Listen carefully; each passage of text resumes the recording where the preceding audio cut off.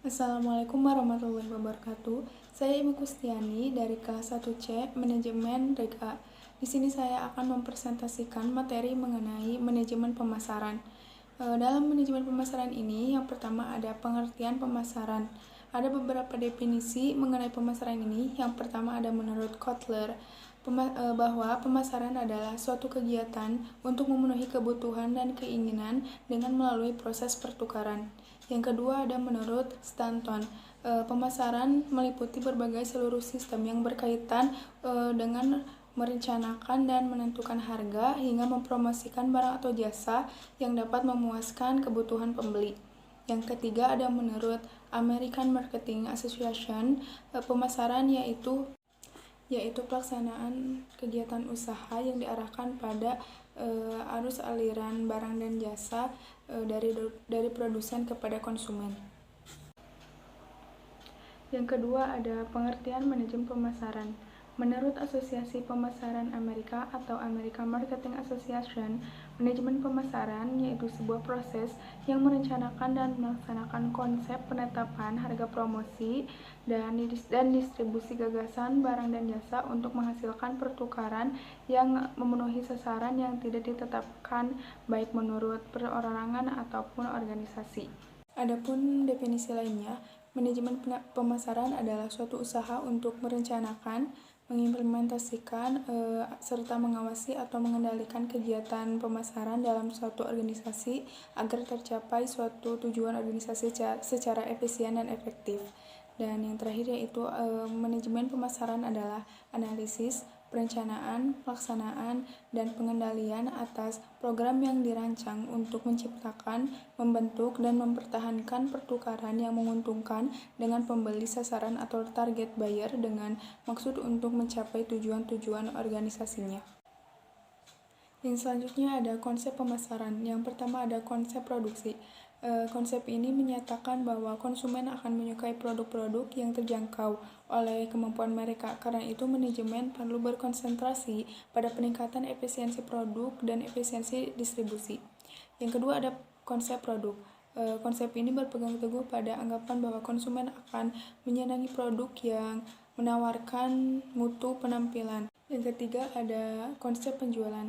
Konsep penjualan menekankan pada anggapan bahwa konsumen tidak akan membeli produk ini jika organisasi tidak melakukan usaha-usaha promosi dan penjualan. Konsep penjualan biasanya dilakukan pada produk-produk yang kurang diminati atau tidak terlalu dipikirkan oleh pembeli, seperti asuransi dan buku ensiklopedia, karena perlu diupayakan teknik penjualan untuk mendapatkan pembeli potensi, misalnya dengan menerangkan manfaat produk yang bersangkutan. 4.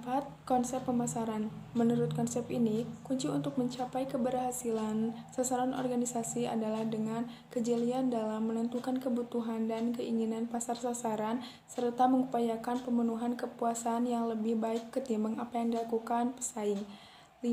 Konsep pemasaran berwawasan sosial.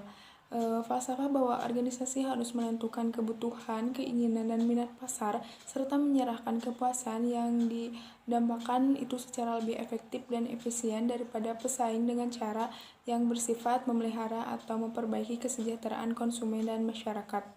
6. Konsep pemasaran holistik atau holistic marketing concept adalah konsep pemasaran yang mengedepankan bahwa strategi pemasaran harus mempertimbangkan bisnis secara keseluruhan dan bukan sebagai entitas dengan berbagai bagian yang berbeda. Selanjutnya ada konsep inti pemasaran. Konsep inti pemasaran ini dibedakan menjadi 12 macam. Yang pertama ada kebutuhan. Kebutuhan adalah suatu keadaan perasaan yang membutuhkan terhadap sesuatu seperti makanan, pakaian, perumahan, harga diri, rasa aman, dan kasih sayang. Yang kedua ada keinginan. Keinginan adalah kebutuhan yang dibentuk oleh budaya dan pribadi seseorang. Yang ketiga ada permintaan.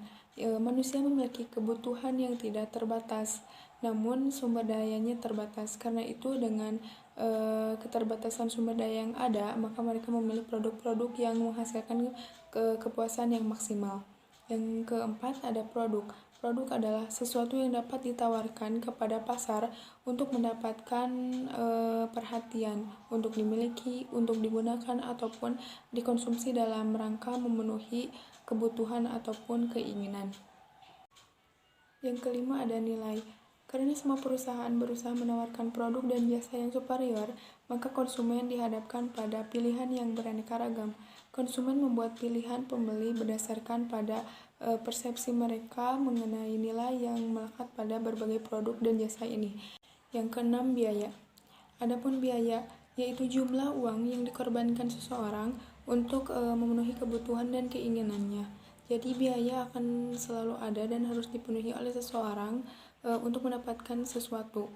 Faktor biaya memang menjadi pertimbangan utama sebelum seseorang memutuskan untuk membeli barang atau jasa yang diinginkannya. Yang ketujuh, kepuasan. Perusahaan yang cerdik mempunyai tujuan membuat gembira pelanggan dengan hanya menunjukkan apa yang dapat mereka serahkan, kemudian menyerahkan lebih banyak dan yang mereka janjikan. 8. Ada pertukaran. Pemasaran terjadi apabila orang memutuskan untuk memenuhi kebutuhan dan keinginannya melalui pertukaran. Pertukaran adalah kegiatan untuk memperoleh barang atau jasa yang diinginkan dari pihak lain dengan memberikan sesuatu sebagai gantinya. Yang ke-9, transaksi. Transaksi mengandalkan adanya nilai-nilai di antara dua pihak. Misalnya dalam transaksi memberikan sesuatu kepada orang lain dan sebagai gantinya mendapatkan sebuah sesuatu. Transaksi melibatkan sedikitnya dua barang atau jasa yang bernilai. Syarat-syarat yang ditetapkan, waktu kesepakatan, dan tempat kesepakatan yang dipertukarkan. Ke-10 adalah hubungan pemasaran. Proses menciptakan, memelihara, dan meningkatkan hubungan erat yang semakin bernilai dengan pelanggan dan pihak-pihak yang berkepentingan yang lain. Dengan kata lain, hubungan adalah praktik membangun hubungan jangka panjang yang memuaskan dengan pihak-pihak pelanggan. Yang ke-11 adalah pasar. Pasar adalah himpunan pembeli antara pembeli nyata dan pembeli potensial atas suatu produk. Yang ke-12 adalah pemasar dan calon pembeli. Calon pembeli adalah seseorang yang diidentifikasikan oleh pemasar sebagai orang yang mungkin bersedia dan mampu terlibat dalam pertukaran tersebut. Selanjutnya ada pemasaran di era digital. Pemasaran di era digital, seorang pemasar tidak dapat menutup mata dari perkembangan teknologi yang saat ini berkembang begitu cepat. Sebab pemasaran di era digital mencakup pasar dan lingkup yang lebih luas. Di era digital, media pemasaran semakin beragam. Ada banyak media baru yang harus dimanfaatkan secara maksimal oleh pemasar. Pemilihan media digital yang tepat akan menyasar target yang tepat pula. Yang terakhir, yaitu ada strategi pemasaran, pemilihan pasar, dan bauran pemasaran. Perusahaan harus memutuskan banyaknya segmen pasar yang harus diliput dan melakukan identifikasi segmen yang terbaik. Dalam kaitan dengan hal tersebut, Philip Kotler mengemukakan 3 strategi peliputan pasar. Yang pertama ada pemasaran serba sama, pemasaran serba aneka, dan pemasaran terpusat.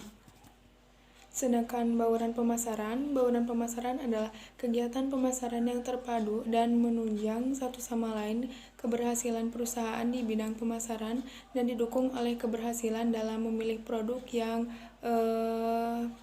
tepat, harga yang layak, dan saluran distribusi yang baik. Bauran pemasaran juga adalah produk, harga, saluran distribusi, dan promosi untuk mencapai tujuan pemasaran. Keempat unsur tersebut harus saling mendukung sehingga keberhasilan di bidang pemasaran diharapkan akan diikuti oleh kepuasan konsumen.